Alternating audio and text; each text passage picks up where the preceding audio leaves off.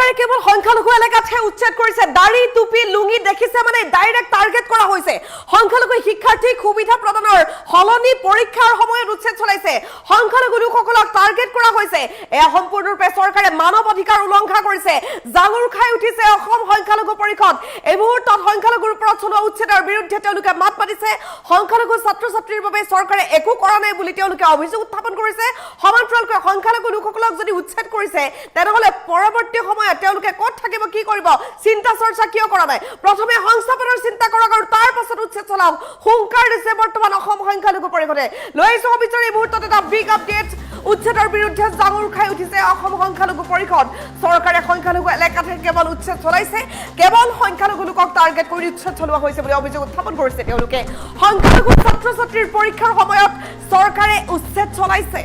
সংখ্যালঘু ছাত্ৰ ছাত্ৰীক সুবিধা প্ৰদান চৰকাৰে কৰাই নাই সংখ্যালঘু ছাত্ৰ ছাত্ৰীক মাহিয়াই দৃষ্টিৰে চাইছে বুলি অভিযোগ তেওঁলোকৰ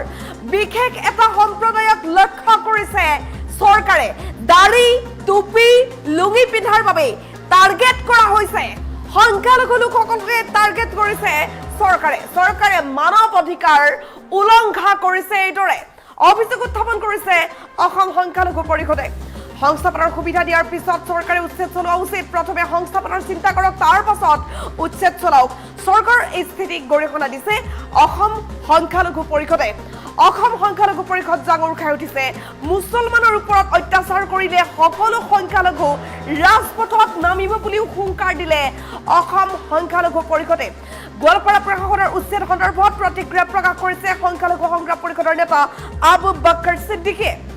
চৰকাৰে সংখ্যালঘু এলেকাতে কেৱল উচ্ছেদ চলাইছে উচ্ছেদ চলাবলৈ কেৱল টাৰ্গেট কৰা হৈছে সংখ্যালঘু লোকসকলক সংখ্যালঘু ছাত্ৰ ছাত্ৰীৰ পৰীক্ষাৰ সময়ত চৰকাৰে উচ্ছেদ চলাইছে তেওঁলোকক মাহিয়াৰ দৃষ্টিৰে চাইছে অভিযোগ উত্থাপন কৰিছে অসম সংখ্যালঘু পৰিষদে সংখ্যালঘু ছাত্ৰ ছাত্ৰীক সুবিধা প্ৰদান চৰকাৰে কৰা নাই তেওঁলোকৰ বিৰুদ্ধে থিয় হৈছে বিশেষ এটা সম্প্ৰদায়ক লক্ষ্য কৰিছে চৰকাৰে কেৱল টাৰ্গেট কৰিছে সংখ্যালঘু লোকসকলক কেৱল মুছলমানক টাৰ্গেট কৰা হৈছে বুলি অভিযোগ উত্থাপন কৰিছে দাড়ি টুপি লুঙি পিন্ধাৰ বাবে টাৰ্গেট কৰি লোৱা হৈছে সংখ্যালঘু লোকসকলক চৰকাৰে মানৱ অধিকাৰ উলংঘা কৰিছে বুলি অভিযোগ উত্থাপন কৰিছে অসম সংখ্যালঘু পৰিষদে সমান্তৰালকৈ সংস্থাপনৰ কথা তেওঁলোকে কৈছে সংস্থাপনৰ সুবিধা দিয়াৰ পিছত চৰকাৰে উচ্ছেদ চলোৱা উচিত গতিকে প্ৰথমে সংস্থাপনৰ চিন্তা কৰক তাৰ পাছত উচ্ছেদ চলাওক চৰকাৰৰ এই স্থিতিক গৰিহণা দিছে অসম সংখ্যালঘু পৰিষদে হুংকাৰ দিছে মুছলমানৰ ওপৰত অত্যাচাৰ কৰিলে সকলো সংখ্যালঘু ৰাজপথত নামিব উত্তাল প্ৰতিবাদ হ'ব গোৱালপাৰা প্ৰশাসনৰ উচ্ছেদ সন্দৰ্ভত প্ৰতিক্ৰিয়া প্ৰকাশ সংখ্যালঘু সংগ্ৰাম পৰিষদৰ নেতা আবু বক্কৰ সিদ্দিকীৰ চৰকাৰে সংখ্যালঘু এলেকাতে উচ্ছেদ চলাইছে বুলি অভিযোগ উত্থাপন কৰিছে আবু বক্কৰ সিদ্দিকীয়ে হুংকাৰ দিছে যে সকলো ৰাজপথত নামিব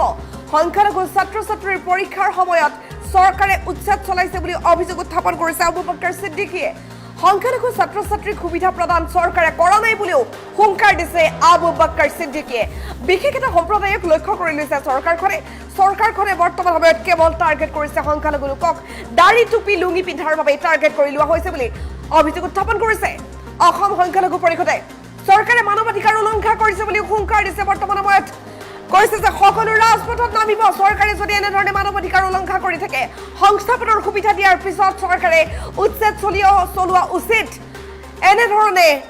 দাবী উত্থাপন কৰিছে তেওঁলোকে চৰকাৰৰ এই স্থিতিক গৰিহণা দিছে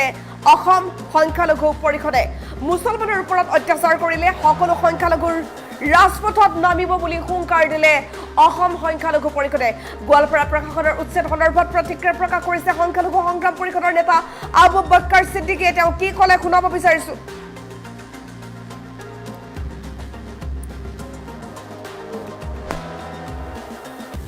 অসমৰ বিভিন্ন স্থানত সংখ্যালঘু বিশেষকৈ আমাৰ সংখ্যালঘু মুছলমান য'ত আছে য'ত চৰকাৰী মাটিত তেওঁলোকে জীৱন নিৰ্বাহ কৰাৰ ক্ষেত্ৰত গৰাখহনীয়া মানুহখিনিক আজি বিভিন্ন স্থানত বসবাস কৰি আছে তাতেই এই চৰকাৰখনে লক্ষ্য কৰি লৈছে আৰু এইকেইদিনত আমি দেখিছোঁ আপোনাৰ অসমৰ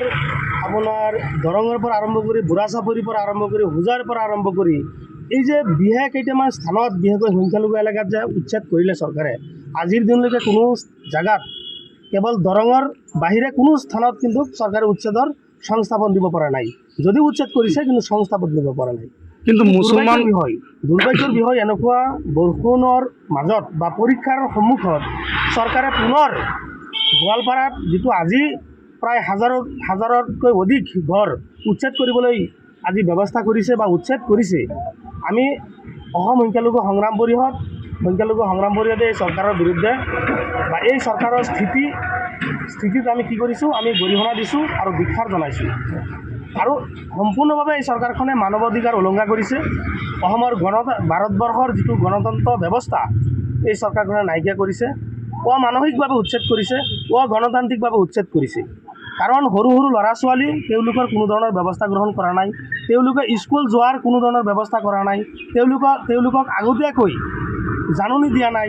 হঠাৎকৈ কোনো সংস্থাপনৰ ব্যৱস্থা নকৰি আজি যিটো উচ্ছেদ কাৰ্য কৰিছে সম্পূৰ্ণভাৱে মানৱ অধিকাৰ উলংঘা কৰিছে, সম্পূৰ্ণভাৱে গণতান্ত্ৰিক উলংঘা কৰিছে, যাৰ বাবে আমি ধিক্কাৰ আৰু গৰিহণা জনাইছোঁ। আৰু ইয়াৰ ফল 2026 চনত নিশ্চয় চৰকাৰখনে ভুগিব। আপোনালোকে জানে যে এই চৰকাৰখনে অসমৰ মূল্য বৃদ্ধিৰ পৰা আৰম্ভ কৰি বিভিন্ন ক্ষেত্ৰত চৰকাৰখনে ব্যৰ্থ হৈছে। আৰু এই ব্যৰ্থ যেতিয়া হয় তেতিয়াই আমি দেখিছোঁ সংখ্যালঘু মুছলমানৰ ওপৰত বিভিন্ন ধৰণৰ ভুৱা উৰা বাতৰি, বিভিন্ন ধৰণৰ অত্যাচাৰ এই চৰকাৰখনে আৰম্ভ কৰে, যাতে বিশেষ এটা জনগোষ্ঠীয়ে আমাৰ মুছলমান মানুহখিনিৰ ওপৰত যাতে বেয়া দৃষ্টিৰে চায় আৰু 2026 চনত যাতে এই বিজেপি চৰকাৰ পুনৰবাৰ চৰকাৰলৈ আহে তাৰ বাবে এটা কৌশল। গতিকে আমি স্পষ্টভাৱে কৈছোঁ এই চৰকাৰখনে উচ্ছেদৰ যিটো প্ৰক্ৰিয়া, এই উচ্ছেদৰ প্ৰক্ৰিয়াটো ৰাজনৈতিকভাৱে কি হাতিয়াৰ হিচাপে লৈছে, ৰাজনৈতিক ইছ্যু হিচাপে লৈছে। 2026 চনত মানুহৰ ঘৰে ঘৰে যোৱাৰ কোনো ইছ্যু নাই, কোনো ধৰণৰ ৰাস্তা নাই, যাৰ ফলত সংখ্যালঘু মুছলমানৰ ওপৰত বিভিন্ন ধৰণৰ অত্যাচাৰ কৰি এই চৰকাৰখনে ক'ব পাৰিব যে আমি বিশেষ এটা জনগোষ্ঠীক আমি টাৰ্গেট কৰি এই কামটো কৰিছোঁ। মানে অসমৰ বিভিন্ন স্থানত সংখ্যালঘু, বিশেষকৈ আমাৰ সংখ্যালঘু মুছলমান য'ত আছে, য'ত চৰকাৰী মাটিত তেওঁলোকে জীৱন নিৰ্বাহ কৰাৰ ক্ষেত্ৰত গৰাখহনীয়া মানুহখিনিক আজি বিভিন্ন স্থানত বসবাস কৰি আছে, তাতে এই চৰকাৰখনে লক্ষ্য কৰি লৈছে। আৰু এইকেইদিনত আমি দেখিছোঁ আপোনাৰ দৰঙৰ পৰা আৰম্ভ কৰি বুঢ়াচাপৰিৰ পৰা আৰম্ভ কৰি হোজাৰ পৰা আৰম্ভ কৰি এই যে বিশেষ কেইটামান স্থানত বিশেষকৈ সংখ্যালঘু এলেকাত যে উচ্ছেদ কৰিলে চৰকাৰে, আজিৰ দিনলৈকে কোনো জেগাত কেৱল দৰঙৰ বাহিৰে কোনো স্থানত কিন্তু চৰকাৰে উচ্ছেদৰ সংস্থাপন দিব পৰা নাই। যদিও উচ্ছেদ কৰিছে কিন্তু সংস্থাপন দিব পৰা নাই। কিন্তু মুছলমান দুৰ্ভাগ্যৰ বিষয় এনেকুৱা বৰষুণৰ মাজত বা পৰীক্ষাৰ সন্মুখত চৰকাৰে পুনৰ গোৱালপাৰাত যিটো আজি প্ৰায় হাজাৰতকৈ অধিক ঘৰ উচ্ছেদ কৰিবলৈ আজি ব্যৱস্থা কৰিছে বা উচ্ছেদ কৰিছে। আমি অসম সংখ্যালঘু সংগ্ৰাম পৰিষদে এই চৰকাৰৰ বিৰুদ্ধে বা এই চৰকাৰৰ স্থিতিত আমি কি কৰিছোঁ, আমি গৰিহণা দিছোঁ আৰু ধিক্কাৰ জনাইছোঁ। আৰু সম্পূৰ্ণভাৱে এই চৰকাৰখনে মানৱ অধিকাৰ উলংঘা কৰিছে। অসমৰ ভাৰতবৰ্ষৰ যিটো গণতন্ত্ৰ ব্যৱস্থা এই চৰকাৰখনে নাইকিয়া কৰিছে, অমানসিকভাৱে উচ্ছেদ কৰিছে, অগণতান্ত্ৰিকভাৱে উচ্ছেদ কৰিছে। কাৰণ সৰু সৰু ল'ৰা ছোৱালী তেওঁলোকৰ কোনো ধৰণৰ ব্যৱস্থা গ্ৰহণ কৰা নাই, তেওঁলোকে স্কুল যোৱাৰ কোনো ধৰণৰ ব্যৱস্থা কৰা নাই, তেওঁলোকক আগতীয়াকৈ জাননী দিয়া নাই, হঠাৎকৈ কোনো সংস্থাপনৰ ব্যৱস্থা নকৰি আজি যিটো উচ্ছেদ কাৰ্য কৰিছে সম্পূৰ্ণভাৱে মানৱ অধিকাৰ উলংঘা কৰিছে, সম্পূৰ্ণভাৱে গণতান্ত্ৰিক উলংঘা কৰিছে, যাৰ বাবে আমি ধিক্কাৰ আৰু গৰিহণা জনাইছোঁ। আৰু ইয়াৰ ফল 2026 চনত নিশ্চয় চৰকাৰখনে ভুগিব। আপোনালোকে জানে যে এই চৰকাৰখনে অসমৰ মূল্য বৃদ্ধিৰ পৰা আৰম্ভ কৰি বিভিন্ন ক্ষেত্ৰত চৰকাৰখনে ব্যৰ্থ হৈছে। আৰু এই ব্যৰ্থ যেতিয়া হয় তেতিয়াই আমি দেখিছোঁ সংখ্যালঘু মুছলমানৰ ওপৰত বিভিন্ন ধৰণৰ ভুৱা উৰা বাতৰি, বিভিন্ন ধৰণৰ অত্যাচাৰ এই চৰকাৰখনে আৰম্ভ কৰে, যাতে বিশেষ এটা জনগোষ্ঠীয়ে আমাৰ মুছলমান মানুহখিনিৰ ওপৰত যাতে বেয়া দৃষ্টিৰে চায় আৰু 2026 চনত যাতে এই বিজেপি চৰকাৰ পুনৰবাৰ চৰকাৰলৈ আহে তাৰ বাবে এটা কৌশল। গতিকে আমি স্পষ্টভাৱে কৈছোঁ এই চৰকাৰখনে উচ্ছেদৰ যিটো প্ৰক্ৰিয়া, এই উচ্ছেদৰ প্ৰক্ৰিয়াটো ৰাজনৈতিকভাৱে কি হাতিয়াৰ হিচাপে লৈছে, ৰাজনৈতিক ইছ্যু হিচাপে লৈছে। 2026 চনত মানুহৰ ঘৰে ঘৰে যোৱাৰ কোনো ইছ্যু নাই, কোনো ধৰণৰ ৰাস্তা নাই, যাৰ ফলত সংখ্যালঘু মুছলমানৰ ওপৰত বিভিন্ন ধৰণৰ অত্যাচাৰ কৰি